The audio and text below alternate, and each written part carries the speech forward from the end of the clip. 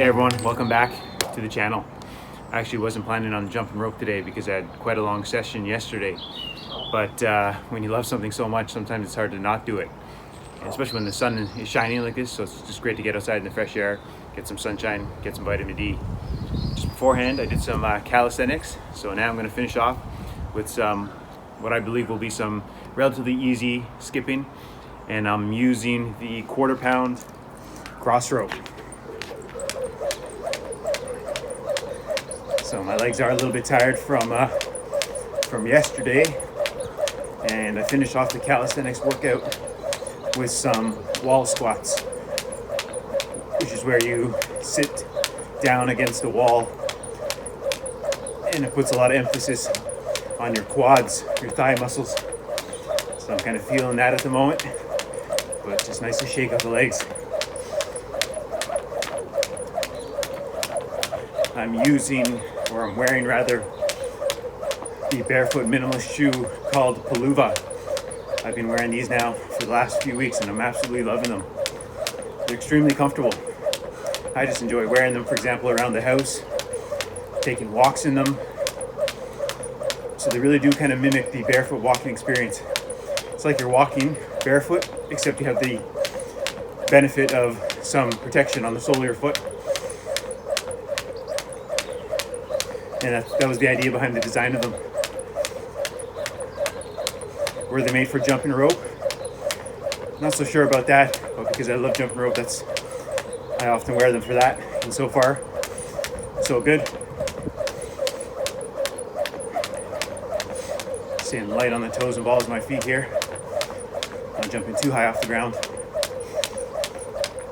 Doing the boxer skip.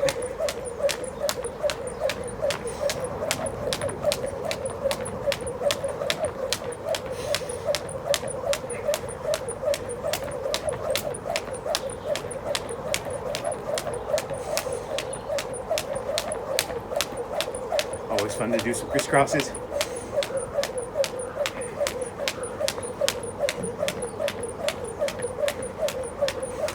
So in yesterday's jump rope session, I used 6 different jump ropes. The ropes varied in length, weight, and style. Some of them were cross ropes, so they had a kind of ball bearing mechanism. One was a basic PVC jump rope, and one was a battle style 3-pound heavy rope. That was such a fun jump rope session. Really enjoyed making that video too, editing it.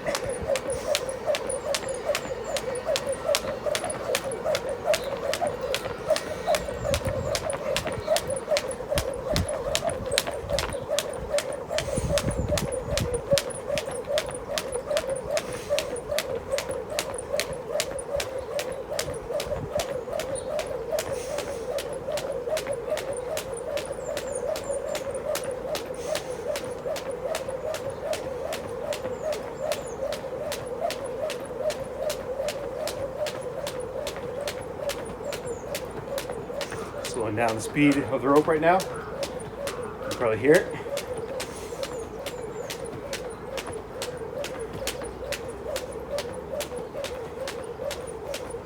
So one great way to just slow down temporarily, catch your breath maybe, just decrease the intensity by spinning the rope a little bit slower. The slower you spin the rope, you keep your feet on the ground for that much longer. If I spin the rope faster, my feet can't stay on the ground as long. Slowing down. So you just drop the intensity by slowing down the speed at which you rotate the rope.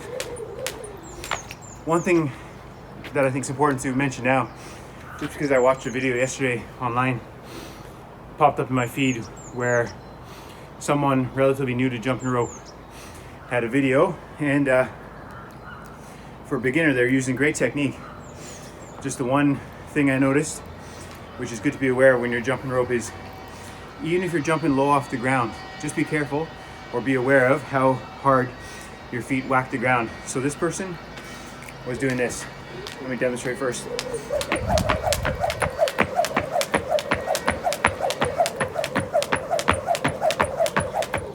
Could you hear that noise?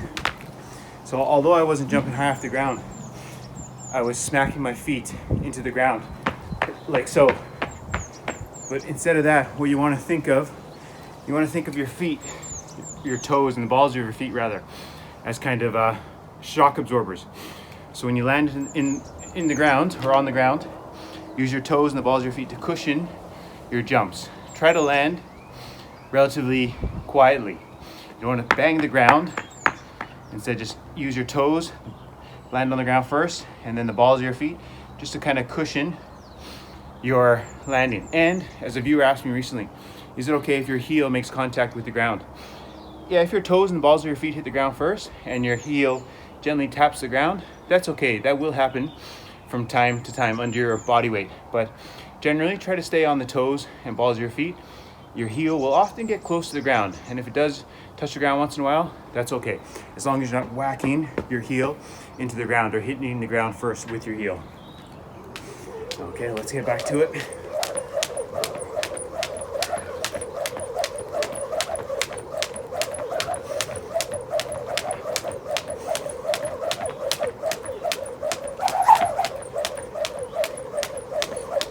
This quarter-pound cross rope. Fantastic. In fact, I'm really enjoying using all the cross ropes, but I'm sticking to my old pattern, as you can see, where I jump rope on concrete. Using a more expensive rope like this to help preserve the rope, it wouldn't be a bad idea to jump rope on a rubber mat, or you could put a ton of rubber mats here if you had the space.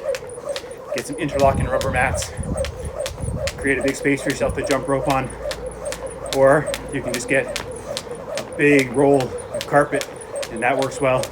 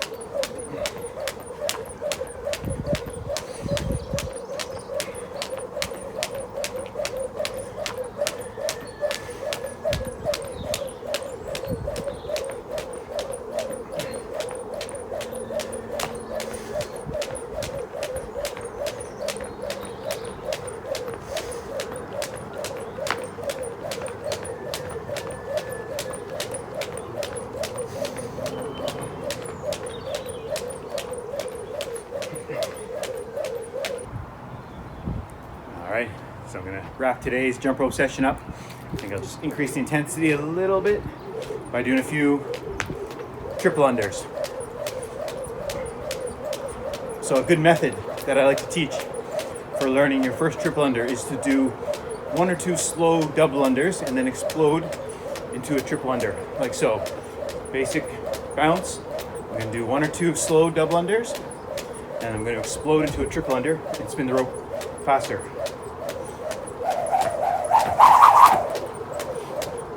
Okay, so slow double under or 2 or even 3, explode into a triple under.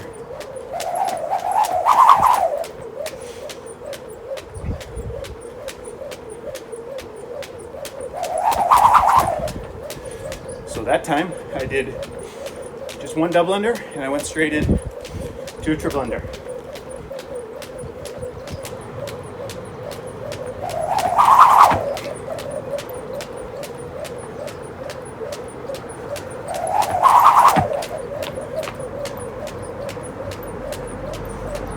That's a triple under crossover. So a double under followed by a crisscross. Or cross the arms. So 3 rotations of the rope before your feet hit the ground.